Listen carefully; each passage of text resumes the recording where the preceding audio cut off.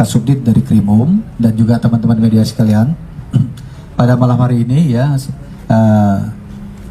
saya didampingin Pak Dirkrimum akan menyampaikan terkait dengan demo yang tadi terjadi ya di depan gedung DPR MPR. Teman-teman sekalian ya, demo yang hari ini terjadi adalah demo yang dilakukan oleh Ormas Pemuda Pancasila. Terkait dengan demo ini tentunya kita sangat prihatin tentunya ya, karena di kegiatan demo, di akhir-akhir kegiatan terjadi hal-hal yang sebenarnya tidak perlu dilakukan, yaitu perlawanan terhadap petugas, penyerangan kepada petugas ya dengan cara yang brutal. Tentunya ini tidak sesuai dengan undang-undang ya, dalam rangka penyampaian pendapat ya yang sebenarnya diakomodir oleh peraturan. Oleh sebab itu kita dalam hal ini ya sangat menyayangkan sekali ya apa yang tadi terjadi ya, bahwa dalam kegiatan demo tadi ya terjadi kegiatan penyerangan terhadap petugas.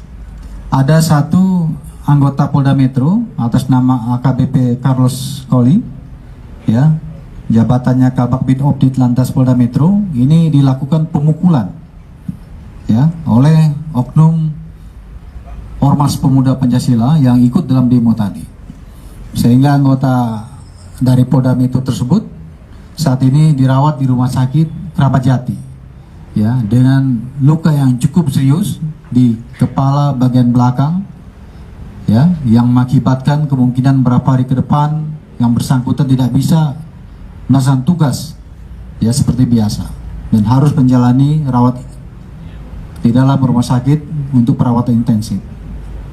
Kemudian juga dalam kegiatan demo tadi ya, kita mengamankan sebanyak 15 orang tersangka yang saat ini sudah ada di belakang ya. Mereka ini sudah ditetapkan sebagai tersangka ya, sudah dilakukan pemeriksaan awal bahwa mereka semuanya membawa senjata tajam ya. Ini senjata tajamnya di sini ya, contoh seperti ini ya. Tentunya ini senjata-senjata tajam yang sebenarnya tidak perlu dibawa karena membahayakan bagi orang lain ya apabila digunakan untuk hal-hal yang tidak benar ya. Dan terbukti sudah ada anggota Polri berpangkat Pamen yang dilakukan pemukulan dan mengalami luka cukup serius ya. Tentunya terhadap mereka semua ini akan kita lakukan tindakan hukum, yaitu proses hukum berjalan kepada mereka. 15 orang tersangka ini ya, mulai malam hari ini tentunya akan menjalani pemeriksaan lanjutan dan sudah barang tentu akan dilakukan penahanan. Kemudian terhadap penanggung jawab demo juga kita akan lakukan pemanggilan untuk dimintai pertanggungjawaban yang diakibatkan daripada kegiatan demo hari ini, yaitu mengakibatkan kerusuhan dan juga tindakan-tindakan yang anarkis. Kemudian rekan-rekan sekalian ya, jadi perlu saya tekankan, jadi Polda Metro pada prinsipnya menjunjung tinggi supremasi hukum. Kegiatan penyampaian pendapat di muka umum didukung oleh peraturan dan ketentuan yang berlaku, ini akan dilakukan pengamanan di Polda Metro. Tetapi apabila dilakukan dengan kegiatan-kegiatan yang tidak benar, anarkis, penyerangan, menggunakan senjata tajam, ini akan kita lakukan penindakan. Jadi tidak boleh ada organisasi manapun, yakni yang menempatkan dirinya di atas hukum. Ya, ini perlu menjadi catatan kita bahwa Ormas Pemuda Pancasila dalam kegiatan hari ini seolah-olah menempatkan mereka di atas daripada hukum, bahkan melawan aparat penegak hukum yang sebenarnya bukan lawan mereka, tetapi aparat yang mengamankan kegiatan mereka. Oleh sebab itu ya, kami sangat menyayangkan dan prihatin terhadap kejadian hari ini ya. Kemudian juga kami mohon doa restu dari semua teman-teman dan masyarakat kepada anggota kami yang saat ini menjalani perawatan ya di Rumah Sakit Keramat Jati, kiranya bisa diberikan kesembuhan. Mungkin demikian pembukaan dari saya, ya. Mungkin kalau ada hal teknis, silakan nanti ada di sini Pak Dirkrimum juga, silakan. Ya. Apakah aksi ini ada Pak Habib, saya Chandra Beritawana. Apakah aksi ini ada izin keramaian dan tadi dari polisian gitu, Pak? Terima kasih, Pak. Ya. Yang lain ada? Ya. Salah satu barang buktinya itu kan ada peluru revolver, Pak. Nah, ini pendalamannya seperti apa? Kemudian dari 15 tersangka yang diamankan, apakah ada yang terbukti mengkonsumsi narkoba misalnya, Pak? Iya. Oke ya. Satu lagi, biar 3 ya. Ya, depan ya. Pak izin Pak, barangkali bisa dijelaskan juga alasan kenapa tersangka-tersangka ini menyerang petugas atau anggota Polri. Terima kasih. Ya. Dan juga satu lagi Pak, izin sedikit, kan tadi Bapak bilang ada 15 tersangka. Yang 5 lagi kemana ya? Soalnya yang di sini ada 20. Izin konfirmasi aja sih. Pak, satu lagi Pak. Baik ya, 3 dulu ya. Nanti yang pertama saya tanggapi dulu, nanti yang kedua, ketiga Pak Dirkrimum. Jadi yang pertama ya, itu ada laporan untuk kegiatan hari ini dari mereka kepada kita ya. Oleh sebab itu tadi kita melakukan pengamanan ya untuk kegiatan ini ya. Tetapi bukan untuk kegiatan anarkis tentunya ya. Ya, terjawab ya. Yang kedua, ketiga silakan Pak Dirkrimum. Baik. Terima kasih Pak Kabid Humas, Pak Kasubdit Harda, Kasubdit Jatanras. Saya akan coba menjawab pertanyaan dari rekan-rekan media. Tadi yang pertama tentang masalah pemberitahuan tentang kegiatan ini, mungkin nanti dicek ke Intel tapi kelihatannya memang ada. Yang kedua rekan-rekan tentang pertanyaan yang diamankan itu ada 21 orang yang diamankan. Yang 21 orang yang diamankan ini terkait dengan dugaan pelanggaran terhadap undang-undang darurat, yaitu membawa senjata. Senjata dibagi menjadi 3, ada senjata penikam, ada senjata pemukul, ada senjata penusuk. Ini yang saat ini kita gelarkan. Yang kedua, ada satu peristiwa tentang dugaan saat pelaksanaan 170.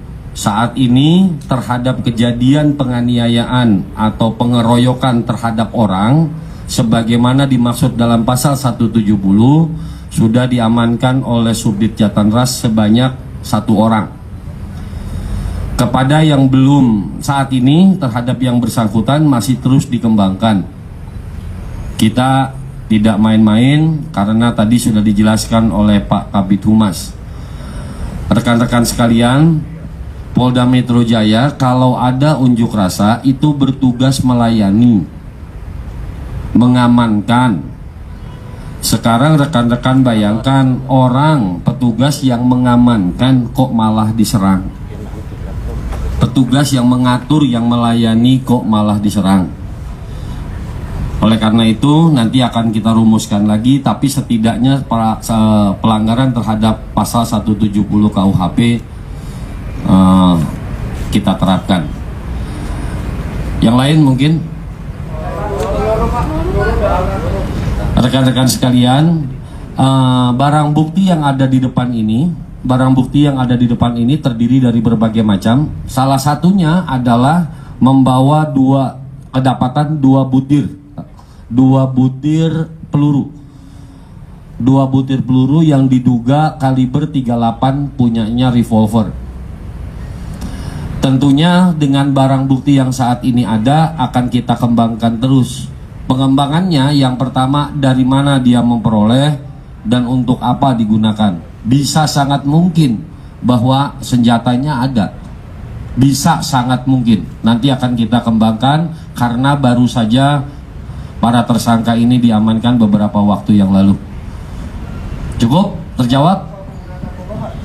Saat ini tentang dugaan penggunaan narkoba belum kita lakukan karena mungkin rekan-rekan media tahu baru beberapa lama yang bersangkutan kita amankan. Daripada nanti penjelasannya satu-satu kepada rekan-rekan media, Pak Kabid Humas mengambil inisiatif untuk merilis perkara ini supaya penjelasannya bisa lebih menyeluruh daripada satu persatu nanya Pak Kabid Humas. Jadi kita riliskan malam ini. Cukup? Terjawab? Kalau dari semua tersangka ini yang diduga melakukan pemukulan itu baru satu tadi itu aja, Pak? Yang ini adalah tersangka pasal undang-undang pasal 2 undang-undang darurat. Yang satu lagi yang saat ini masih dilakukan pemeriksaan itu adalah dugaan pasal 170 dengan korban perwira menengah pangkatnya AKBP, anggota polisi lalu lintas yang membantu pelaksanaan pengaturan di sana.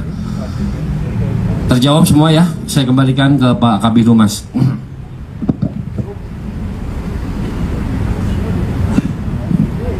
Pak, satu lagi Pak, motif pemukulannya sampai saat ini udah ketemu belum Pak? Baik rekan-rekan ya, jadi demikian ya yang bisa disampaikan ya. Tentunya kita berharap ke depan hal-hal seperti ini tidak terjadi lagi ya. Hal-hal seperti ini sangat kita sayangkan. Ini menjadi pembelajaran bagi masyarakat bahwa menyampaikan pendapat tidak perlu menggunakan kekerasan seperti ini. Ya, terima kasih ya.